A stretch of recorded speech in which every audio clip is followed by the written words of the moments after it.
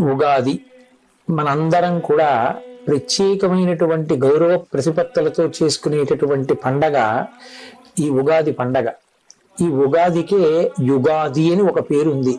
అంటే అసలు కలియుగ ప్రారంభం ఇవాల్టి రోజునే జరిగింది అని. భాషాపరంగా రాష్ట్రపరంగా వేరు వేరు ఉగాదులు ఉన్నప్పటికీ తెలుగు భాషకి మాట్లాడేటటువంటి వాళ్ళందరూ కూడా ఈ చైత్ర శుద్ధ పాడ్యమి నాడే ఉగాది పండగ చేసుకుంటారు. మనం చాంద్రమానాన్ని ఎప్పుడూ కూడా కాల గణనమునకు ప్రాతిపదికగా తీసుకుంటాం.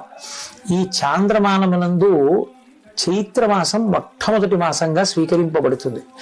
ఈ చైత్రమాసంలో వచ్చేటటువంటి శుక్లపక్ష పాడ్యమి ఏది ఉందో ఆ పాడ్యమి మొదటి తిథి. ఆ మొదటి తిథియే ఉగాది పండుగ.